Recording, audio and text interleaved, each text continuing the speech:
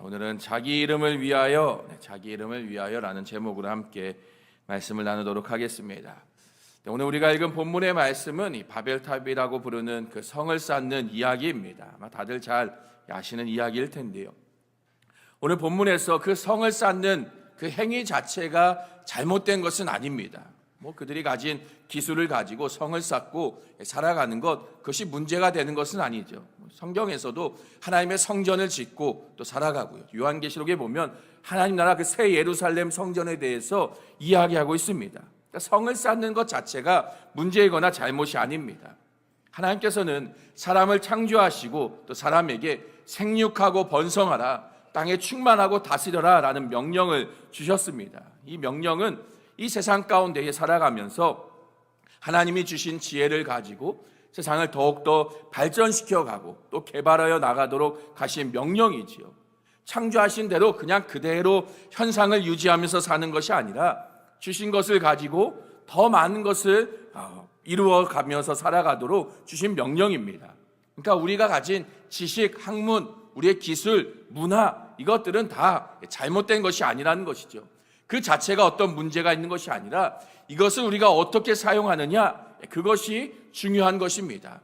그러니까 예를 들면 칼을 쥐어줬을 때 칼 자체가 문제가 있거나 나쁜 것은 아니죠. 칼을 누가 어떻게 쓰느냐에 따라서 그것이 좋은 것이 될 수도 있고요, 나쁜 것이 될 수도 있습니다. 요리사가 칼을 들으면요, 맛있는 요리를 하는데 쓰이는 좋은 것이 되지요. 또 의사가 칼을 잡으면요, 그 칼을 가지고 사람을 고치고 살리는 너무나 유익한 것이 됩니다. 그러나 반대로 칼을 가지고 누군가를 해하는 데 사용한다면 그것은 문제가 되는 것이죠. 마찬가지입니다. 우리에게 주신 하나님의 그 모든 것들, 그것을 우리가 어떻게 사용하느냐, 누구를 위해 사용하느냐, 그것이 중요하다라는 것이죠. 우리에게 주신 모든 것, 이것들을 통해서 하나님을 더 알아가고 하나님을 찬양하고 하나님께 영광 돌리는 것이 목적이 되어야 합니다. 이 목적이 틀어지면, 이 목적이 다른 곳으로 향하게 되면 그것은 그 모습이 어떠한 모습을 하고 있든지 그것이 무엇이든지 간에 다 죄가 되어 버릴 수 있습니다. 자, 오늘 본문 말씀에 보면 사람들이 무엇을 하는가, 우리 3절과 4절 말씀 다시 한번 함께 읽어보겠습니다. 서로 말하되 자 벽돌을 만들어 견고히 굽자 하고 이에 벽돌로 돌을 대신하며 역청으로 진흙을 대신하고 또 말하되 자 성읍과 탑을 건설하여 그 탑 꼭대기를 하늘에 닿게 하여 우리 이름을 내고 온 지면에 흩어짐을 면하자 하였더니, 자, 지금 이 말씀은 당시의 건축 기술이 어떠했는가를 보여줍니다. 벽돌을 만들고 또 역청을 발라서 지금 건물을 짓는 그런 건축 기술을 가지고 있었습니다. 이전에 건축 방식은, 오래전 건축 방식들은 대부분 돌을 가져다가 그냥 그 있는 돌을 그대로 쌓아서 올리는 그런 건축 방식을 행하였습니다. 오늘 말씀대로 하면 돌을 가져다가 그 사이에, 돌들 사이에 진흙으로 그 돌을 쌓아 올리는 그런 건축을 행하였다는 것이죠. 근데 이제는 오늘 말씀의 이 시대에는 벽돌을 만들어 건물을 짓습니다. 또 그 돌들 사이에 역청을 바릅니다. 우리가 고대 유적들을 보면 지금 보아도 너무나 신비한 건축물들을 보게 됩니다. 고인돌만 하더라도요, 큰 돌 2개의 기둥을 세우고 그 위에 더 큰 돌을 가로로 뉘어서 돌을 쌓아 올린 그런 건축물로 우리가 고인돌을 보게 되죠. 그 옛날 어떻게 저 큰 돌을 가져다가 어디서 가져와서 어떻게 저것을 세워놓고 그것을 올렸을까, 사실 의문이 들기도 합니다. 학자들은 그것을 또 연구하기도 하죠. 고인돌만이 아니라 또 그 이후에도 보면 일정한 모양의 벽돌을 가지고 지어놓은 건축물들을 보게 됩니다. 피라미드 같은 경우도 벽돌을 가지고 쌓은 게 맞죠? 그렇죠? 네, 제가 알기로는 일정한 모양의 벽돌을 쌓아 올린 그런 건축물이고요. 또 우리가 알고 있는 지구라트가 아마 성경에서 말하는 바벨탑일 것이다 라고 많은 학자들이 꼽고 있는데요. 지구라트만 보더라도요, 벽돌을 가지고 쌓아 올린 아주 큰, 그 당시에 어떻게 저런 것을 지었을까 할 만한 그런 건축물을 하고 있습니다. 이렇게 과거에 이 벽돌을 만들어서 건축을 하였고 거기에 역청을 또 바릅니다. 역청은 우리가 노아의 방주 때에 보면 그 방주에 발랐던 이 방수 역할을 하는 그런 재료였던 것이죠. 그것을 건축의 재료로 또 쓰고 있는 것입니다. 벽돌을 만들고 역청을 사용하는 것, 어떻게 사람들이 이것을 생각해내고 발견했을까요?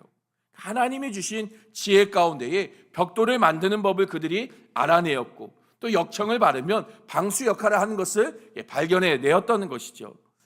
지금 시대의 모든 과학도, 또 지금 시대의 기술, 학문, 문화, 이 모든 것들도 어떻게 여기까지 우리가 발견하고 발전해 올 수 있었습니까? 사실 과거에 비하면 상상도 하지 못할 만큼의 그런 과학과 기술들, 문화들이 발전되어 왔습니다. 어떻게 이것이 가능하냐? 하나님이 주신 지혜로 이것을 이루어 온 것이죠. 사람이 잘나고 똑똑해서가 아니라 하나님이 사람에게 주신 지혜를 가지고 이 모든 것들을 사람이 발견하고 발명하고 또 이루어 온 것이라 할 수 있습니다. 하나님의 형상을 닮은 존재인 사람이기 때문에요. 하나님과 같은 지혜와 능력이, 또 창조적인 그런 생각들을 할 수 있는 지혜를 하나님이 주신 것이죠. 물론 하나님과 비교한다면 그 하나님에 비할 것이 안 되지만요, 우리에게도 그런 지혜와 능력, 또 창조적인 생각들이 우리 가운데 있는 것입니다. 자, 그런데 문제는 무엇이냐? 오늘 말씀에 하나님이 주신 그 지혜를 가지고 이들이 어떻게 사용하느냐라는 것이죠. 이들이 지금 왜 성을 쌓고 있는가? 4절 말씀을 다시 한번 읽어보겠습니다.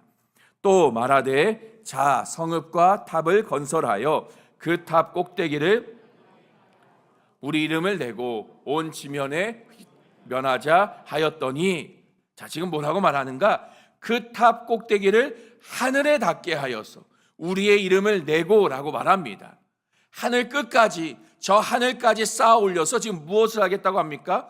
우리의 이름을 내자, 자기 이름을 드러내고 높이고자 지금 이 탑을 쌓고 있습니다. 이름이라는 것은요, 단순한 호칭이 아닙니다. 누군가를 부를 때 부르는 그런 호칭이 아닙니다. 성경에서 말하는 이름, 이 당시의 이름이라는 것의 의미는 그 사람의 정체성, 그 사람의 가치를 나타냅니다. 우리가 말씀에서 볼 때에 아담이 온 땅의 동물들의 이름을 지어줍니다. 하나님의 대리자의 역할로서 세상을 다스리는 그 대리자의 역할을, 그 사명을 받았음을 보여주는 것이고요. 또 그 앞에 순복하는 모든 동물들, 그 아담이 부르는 대로 그 이름이 지어진 그 동물들을 통해서 아담의 그 다스림 가운데 있는, 또 그 아담이 주는 그 정체성, 그 가치를 부여하고 있는 것을 성경이 보여주고 있는 것이죠. 또 창세기 5장에 보면요, 또 이런 모습이 있는데요. 우리 창세기 5장 2절 말씀 같이 한번 읽어보겠습니다. 남자와 여자를 창조하셨고 하나님이 그들에게 복을 주시고 그들의 이름을 사람이라 일컬으셨더라. 하나님이 남자와 여자를 창조하십니다. 창조하시고 그들에게 복을 주시면서 무엇을 주십니까? 그들의 이름을 사람이라고 부르십니다. 그러니까 우리 사람의 이름, 사람이라고 하는 이 이름이 하나님이 주신 것이라는 것이죠. 사람의 이름, 하나님이 주심으로써 우리는 하나님 안에서 우리의 정체성, 또 우리의 가치를 발견할 수 있음을 가르쳐 주신 것입니다. 하나님이 주신 사명대로 살아가며 하나님의 명령을 따라 살아가는 존재임을, 하나님의 이름을 우리에게 지어주심을 통해서 보여주신 것이죠. 그런데 지금 오늘 말씀에 사람들은요, 스스로 자기의 이름을 위하여서, 자기 이름을 내기 위해서 탑을 쌓고 있습니다. 하나님이 주신 이름을 거부하고 하나님 없이 나 스스로 내가 나의 가치, 나의 정체성, 그것을 내가 찾아내고 발견해내고 그것을 이루어 살겠다 하고 있는 지금 이 모습이 지금 탑을 쌓고 있는 그들의 죄의 모습이라는 것입니다. 하나님이 주신 지혜와 능력을 가지고 그것을 가지고 발견해낸 그 건축 기술들을 통해서 하나님의 이름을 높이는 것이 아니라 자기의 이름을 높이고자 하는 그 교만함이 이들 가운데 있는 것입니다. 지금 이 시대에 우리의 모습도 크게 다르지 않습니다. 왜 우리가 열심히 일하며 살아갑니까? 왜 학생들이 열심히 공부합니까? 왜 우리가 열심히 돈을 벌려고 합니까? 자기 이름을 위해서이죠. 자기 이름을 남기기 위해서, 자기 이름을 높이기 위해서 우리는 열심히 일하며 돈을 벌며 세상에서 살아갑니다. 나의 정체성, 나의 가치를 그것을 통해서 이루어내고자, 내 힘과 수고로, 내 노력으로 이루어내기 위해서, 인정받기 위해서 그렇게 살아가는 것이죠. 내가 그렇게 이룬 성과, 나의 업적들, 세상에서 내가 어떻게 부름을 받게 되는가, 그것을 가지고 나의 가치로 여기면서 살아갑니다. 우리의 신앙의 행위도 그렇습니다. 열심히 신앙생활하는 이유, 그 헌신을 통해서 나의 이름을 나타내려고 하는 마음이 우리 가운데 있습니다. 목사인 저와 같은 사람도 마찬가지이죠. 큰 교회, 또 많은 성도들, 그렇게 유명한 목사가 되고 나면 내가 괜찮은 목사라고, 나는 좀 잘난 목사라고 그렇게 스스로의 가치를 여기는 것이 저와 같은 목사들의 솔직한 마음이기도 합니다. 이것이 우리 안에 있는 교만한 마음이고요, 그것이 우리 안에 있는 죄된 모습이라는 것이죠. 오늘 바벨탑을 짓고자 한 이 사람들의 그 마음, 그 탑을 쌓고자 하는 그 목적, 하나님 없이 스스로 높아지고자 한 그들의 교만함, 이것이 이들의 죄였습니다. 그리고 지금도 여전히 우리는요, 오늘도 나만의 바벨탑을 쌓으며 살아가고 있는 것입니다. 또 이 바벨탑을 쌓는 것이 왜 죄인가? 우리 다시 한번 4절 말씀 같이 한번 읽어보겠습니다. 또 말하되 자 성읍과 탑을 건설하여 그 탑 꼭대기를 온 지면에 흩어짐을 면하자 하였더니, 자, 우리 이름을 내고 또 무엇을 하려고 합니까? 온 지면에 흩어짐을 면하자라고 말하고 있습니다. 지금 왜 흩어짐을 면하려고 할까요? 오늘 말씀, 이 바벨탑 사건 이전의 말씀을 보면 노아의 그 홍수 사건의 이야기가 나옵니다. 죄로 인하여서 하나님께서 이 땅을 홍수로 심판하십니다. 지금 이제 남아있는 노아 이후에 또 다시 또 이루어진 이 인류들은 그 노아 때에 일어났던 그 홍수 사건을 여전히 그들은 기억하고 있는 것이죠. 그리고 또다시 하나님이 홍수로 심판하시면 어떻게 하나 지금 이들은 걱정하고 있는 것입니다. 하나님의 심판을 향한 두려운 마음, 그것을 걱정하는 마음 가운데에 이들이 내린 결론이 바로 탑을 쌓고자 하는 일인 것이죠. 홍수가 임하여도 피할 수 있을 만큼 높은 탑을 쌓자, 이것이 이들이 내린 하나님의 홍수, 하나님의 심판을 피하고자 한 결론이었습니다. 하나님의 심판 앞에서 스스로 나의 힘, 나의 노력, 내가 이룬 것을 가지고 나를 구원하기 위해서, 자기 자신을 구원하기 위해서 스스로 그 탑을 쌓아 올리기 시작한 것입니다. 그러나 이것은요, 하나님을 신뢰하지 못하는 그들의 믿음 없는 모습이었습니다. 사실 노아의 홍수 이후에 하나님은요, 분명하게 약속하십니다. 노아에게 다시는 내가 홍수로 이 땅을 멸하지 않겠다. 하나님은 분명하게 다시는 홍수의 심판에 임하지 않을 것을 노아에게 분명히 약속하시죠. 또 그 약속의 증거로 무엇을 주시나요? 무지개를 주심으로써 다시는 심판하지 않으실 하나님의 그 약속, 그 언약을 기억하도록 하셨습니다. 사람들은 무지개를 보면서 하나님의 그 심판에 대한, 다시는 심판하지 않으시겠다는 그 약속을 떠올리며 기억해야 되는 것이죠. 그런데 오늘 말씀의 사람들은요, 하나님의 그 약속을 믿지 않고 있습니다. 다시는 홍수로 멸하지 않을 것이다, 그 말씀을 신뢰하지 않고요, 또 홍수를 내리면 어떡하나 걱정하며 근심하는 가운데에 그 탑을 쌓아 올린 것입니다. 하나님의 약속보다도요, 자기 스스로 쌓아 올린 그 탑, 그것을 믿고 붙들고자 했던 것이 이들의 마음입니다. 자신들이 가지고 있는 그 기술, 건축하는 그 능력, 그것을 가지고 탑을 쌓아 올리면 하나님의 홍수를 내려도 나는 안전할 수 있을 것이야. 내가 그 홍수로부터 내가 쌓아 올린 이 탑이 나를 보호하여 줄 것이야. 나를 구원해 줄 것이야. 그들은 그렇게 믿고 있었던 것이죠. 이들의 이러한 마음이 하나님을 신뢰하지 못하고 자신의 힘과 노력을 구원을 이루고자 한 그들의 그 마음이 이 바벨탑 사건의 또 다른 죄였던 것입니다. 결국 이 바벨탑 사건은요, 그 죄악은 이 아담과 하와가 행하였던 선악과의 사건, 그 죄와 크게 다르지 않습니다. 하나님 없이 내가 하나님의 자리에 올라서서 내 스스로 나를 드러내고 나를 구원하고자 하는 그 마음, 내가 하나님과 같이 되고자 하는 마음, 이것이 이 아담과 하와 선악과를 따먹은 그들의 죄였고요, 또 오늘 말씀에 바벨탑을 쌓고 있는 이들의 죄인 것입니다. 또 지금도 여전히 우리는요, 하나님 없이 우리의 지식과 능력으로, 우리의 기술, 우리의 학문, 우리의 힘과 노력으로 나를 구원할 수 있다라고 여기며 사는 것이 지금 우리의 또 믿음 없는 죄의 모습이기도 합니다. 지금 이 시대의 사람들은 말하죠. 지금의 과학이, 또 의술이, 지금의 이 학문들, 이제 앞으로 곧 조만간 모든 것을 통제할 수 있는 그런 시대가 올 것이다라고요. 사람이 개발한 지금의 학문과 수준이, 이 기술의 수준이 모든 것을 다스릴 수 있는, 가능케 하는 그런 시대가 올 것이다라고 여깁니다. 그래서 또 어떤 이들은 말하긴요, 곧 이제 얼마 머지 않아서 사람의 신체의 모든 장기들을 대신할 수 있는 그런 기술도 개발될 것이다라고 말합니다. 영화에서 나오는 것처럼 나이가 들고 늙어져도 다시 이것을 젊을 때의 그 몸으로 바꾸어 놓을 수 있는 그런 기술이 조만간 개발될 것이다라고 말하기도 합니다. 그렇게 되기를 기대하시나요? 그렇게 되면 좋으실까요? 그래요. 저는 불가능하다고 생각해요. 지금도 할 수 없는, 인간이 할 수 없는 일들이 얼마나 많이 있습니까? 물론 그런 기술, 그런 발전돼 나가는 과학이나 기술, 그런 학문들이 그 자체가 잘못된 것은 아닙니다.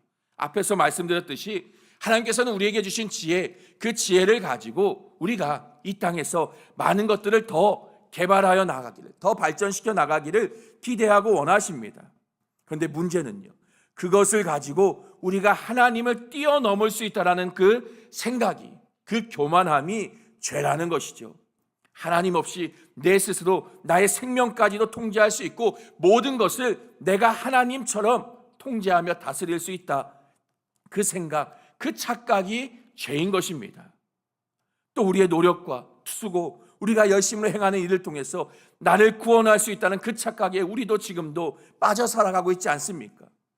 열심히 돈을 버는 이유, 내 이름을 드러내고 높이기 위해서도 있지만, 또 열심히 돈을 모아야, 많은 돈을 벌어야 내 삶이 안전하다는 그 생각, 다시 말하면 내 삶을 이 돈이, 물질이 구원해 줄 수 있다는 그 생각 때문에 열심히 돈을 벌며 사는 것 아닙니까? 열심히 신앙생활하는 이유도요, 내가 열심히 해야 구원받을 수 있다는 그 생각 때문에요, 열심히 신앙생활하고 있는 것 아닙니까?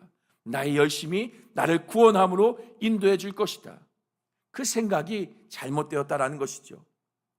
우리의 무엇으로도요, 우리의 열심, 우리의 수고, 우리의 노력, 우리가 애써서 이루는 것들, 또 우리의 지식과 우리의 기술, 우리의 학문들, 그 어떤 것으로도 우리를 구원할 수 없습니다. 오직 우리를 구원하는 것은요, 하나님의 약속, 그 하나님의 말씀을 신뢰하며 나아가는 것이죠. 우리의 구원함을 얻을 수 있는 유일한 길은요, 하나님 앞에 있음을 우리는 기억해야 합니다. 이렇게 바벨탑을 쌓고 있는 인간의 교만함 앞에요, 하나님이 어떻게 하십니까? 우리 5절 말씀 같이 한번 읽겠습니다. 여호와께서 사람들이 탑을 보려고 내려오셨더라. 자, 사람들이 그 탑을 쌓고 있는 가운데에 하나님께서 그들이 쌓는 성과 탑을 보시기 위해 어떻게 하십니까? 내려오십니다. 지금 사람들은요, 하늘에 닿을 탑을 쌓아 높이 올려가고 있습니다. 이 하늘이라는 것은요, 성경의 하늘은 단순히 어떤 지리적인, 공간적인 의미만이 아닙니다. 신적인 존재가 계시는 그 하나님이 계신 자리가 하늘입니다. 그러니까 지금 사람들은요, 하나님이 계신 곳까지 닿을 만큼 이 탑을 쌓아 올리고자 하고 있는 것이죠. 그런데 하나님은요, 지금 어떻게 하십니까? 내려오고 계십니다. 무슨 말입니까? 하늘에 닿을 만큼, 하나님을 넘어설 만큼 탑을 쌓으려고 이들은 수고하고 애쓰고 있지만, 여전히 하나님이 내려와야지만 그것을 볼 수 있을 만큼요, 저 아래에 있는 수준에 불과하다는 것을 지금 비유적으로 표현하여 말해주고 있는 것이죠. 그러니까 아무리 수고하고 애쓰고 노력해도, 그들이 그렇게 탑을 쌓아도 그저 하나님의 발밑에 있다라는 것입니다. 이사야서에서 이사야 선지자는요, 하나님과 우리의 사이를 이렇게 비유합니다. 이사야 40장 말씀 같이 한번 읽어보겠습니다. 그는 땅 위 궁창에 앉으시나니 땅에 사는 사람들은 메뚜기 같으니라. 그가 하늘을 차일같이 펴셨으며 거주할 천막같이 치셨고, 하나님은요, 땅 위 궁창에 앉아 계십니다. 그리고 우리는요, 땅에 사는 사람은 메뚜기 같다라고 말합니다. 저 하늘 위, 궁창 위, 저 우주 위에 계신 하나님이시고, 그에 비하면 우리는 아주 작은 벌레, 메뚜기 같은 그런 존재가 하나님에 비교하는 사람의 모습이라는 것이죠. 어떤가요? 지금도 저 우주 가기는 하지만요, 그곳에 살아 거주할 수 있습니까? 문자 그대로 하나님이 저 우주에, 저 하늘 위에 계시다고 했을 때 우리가 그곳에 닿을 수 있습니까? 아직도, 사실 지금도 우주에 가서 지구를 떠나서 살아갈 수 있는 방법이 물론 열심히 애쓰면서 개발하고 있지만 아직도 불가능한 것이 지금의 시대입니다. 그러니까 하나님에 비하면 인간이 아무리 높아지려고 해도요, 아무리 지식과 기술이 발전하여도 하나님 앞에서는 아무것도 아닌, 벌레만도 못한 그런 존재라는 것이죠. 고린도전서 말씀에서도요, 바울은 하나님의 어리석음이 사람보다 지혜롭고 하나님의 약하심이 사람보다 강하다라고 말합니다. 그러니까 하나님 앞에서 무엇으로도 감히 견줄 수 없고 비교할 수 없다라는 것입니다. 하나님과 우리 사이의 간격이 그만큼 크다라는 것이죠. 하나님은요, 오늘 말씀에 그러나 그 탑을 쌓고 있는 그 사람들의 교만한 앞에 어떻게 하십니까? 언어를 혼잡하게 하십니다. 서로의 말을 알아듣지 못하게 하심으로써 그들을 흩어버리십니다. 흩어지지 않기 위해서, 흩어짐을 면하기 위해서 탑을 쌓으려고 그들이 모였지만 하나님께서는요, 한순간에 그들을 모두 다 흩어버리시는 것이죠.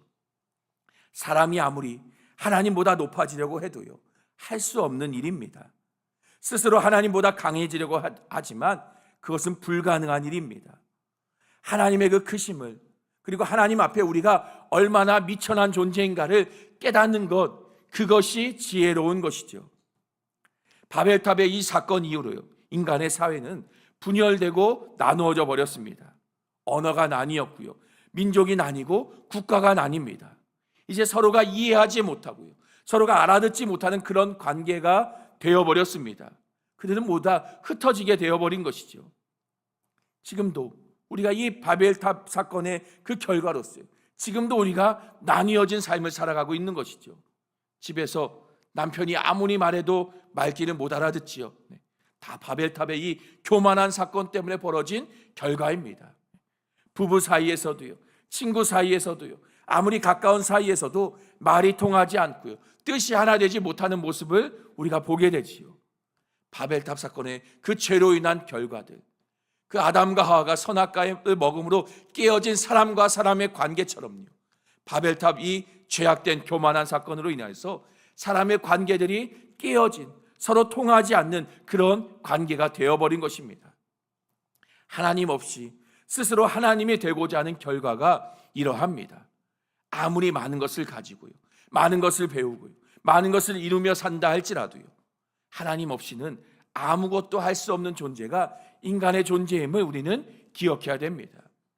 결코 피조물인 우리는 하나님의 자리를 대신할 수 없습니다. 하나님처럼 높아질 수도 없습니다. 오히려 이러한 교만은 패망의 선봉, 즉 멸망하는, 망하는 길인 것이죠. 그러나 이런 교만한 우리임에도 불구하고요, 여전히 우리 가운데 소망이 있는 것은요, 하나님께서 오늘 말씀 이 바벨탑의 저주 사건을 뒤집으시는 또 다른 사건을 행하셨기 때문입니다. 자, 바벨탑을 짓는 가운데에 그들의 언어가 나뉘어지게 되었습니다. 그 나뉘어진 언어로 인하여서 더 이상 그들은 함께할 수 없는 흩어지는 인생이 되어버렸습니다. 자, 그런데요, 이 나뉘어진 언어가 동일한 말을 하는 사건이 성경 가운데 또 한번 나타나게 됩니다. 바로 무엇이냐? 사도행전 말씀에 오순절 마가의 다락방에 성령이 임하였을 때인데요, 우리 사도행전 2장 9절에서 11절 같이 한번 읽어보겠습니다. 우리는 바데인과 메데인과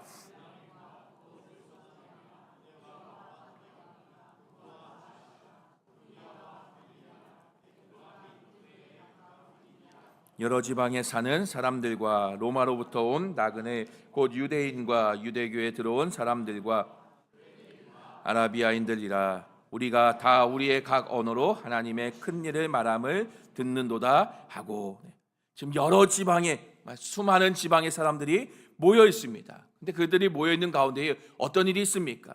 그 마가의 다락방에 모여 있던 예수님의 제자들이 각 지방 여러 말들로 말하기 시작합니다. 근데 그 말들이 무슨 말인지를 이해하기 시작하지요. 그 말을 알아듣습니다. 또 그들이 각 언어로 말하고 있지만 그 말하는 내용은 동일한 이야기를 하고 있습니다. 무엇이냐? 모두가 다 각 언어로 하나님의 큰 일을 말하고 있습니다.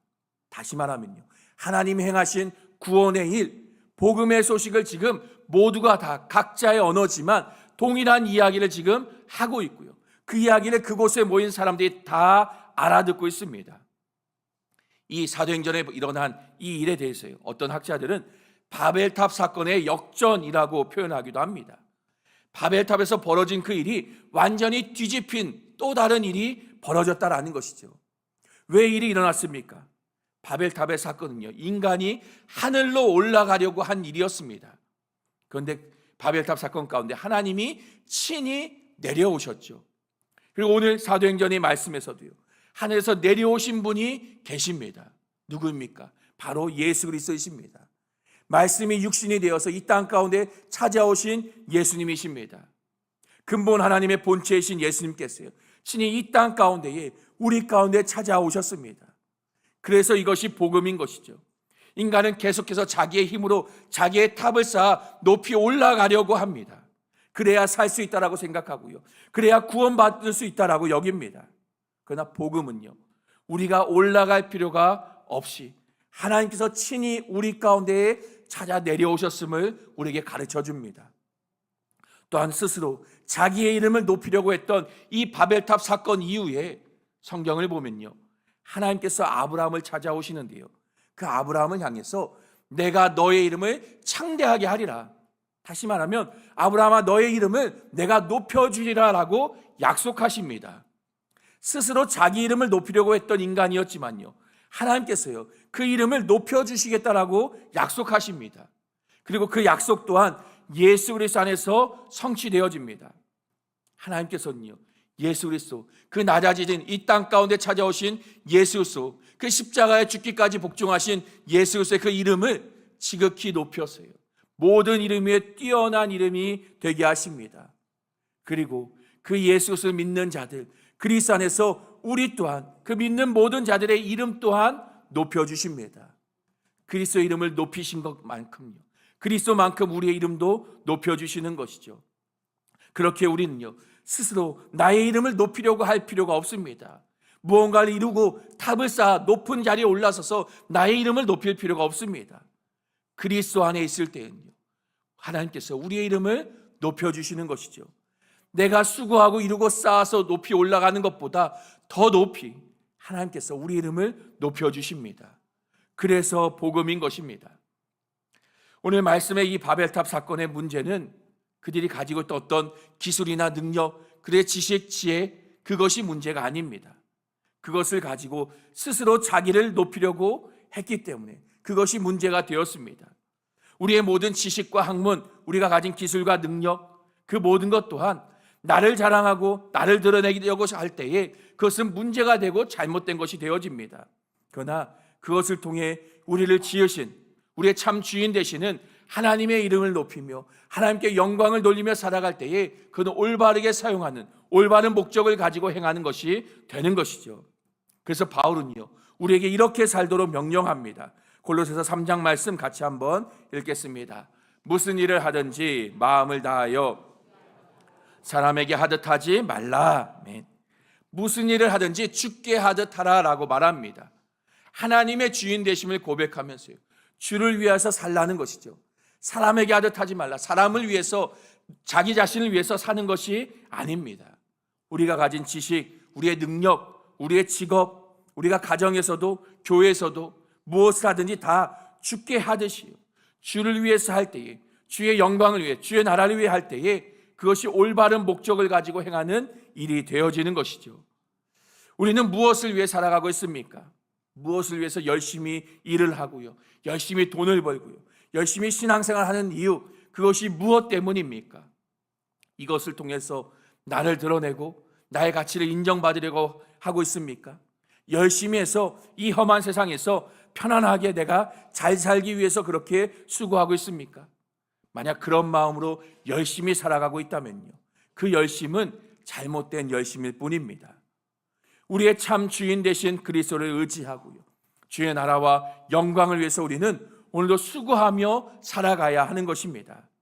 나 자신이 아니라 주의 나라와 영광을 위하는 마음으로 우리가 살아갈 때예요, 자기 이름을 위하여 의의 길로 인도하시는 우리의 참 주인 되시는 선한 목자 되시는 그리스도의 그 은혜를 우리가 경험하게 될 줄로 믿습니다. 이번 한 주도 우리의 삶이 무엇을 하든지 또 무엇이든지 간에 다 하나님의 이름과 그 영광을 위해 살아가는 우리의 삶이 될 수 있기를 간절히 주님의 이름으로 축원합니다. 자, 우리 말씀을 기억하면서 잠시 함께 기도하겠습니다. 나의 이름을 높이기 위해서 교만함으로 살아가는 것이 아니라 내 스스로 나의 힘과 노력으로 나를 구원하려고 하는 것이 아니라 나의 참 구원이 되시는 하나님을 찾고 구하게 하여 주시고 주님만 붙들며 주의 나라와 영광을 위해 주의 이름을 높이기 위해 살아갈 수 있는 우리의 삶이 되어질 수 있도록 우리 말씀을 기억하면서 잠시 함께 기도하겠습니다.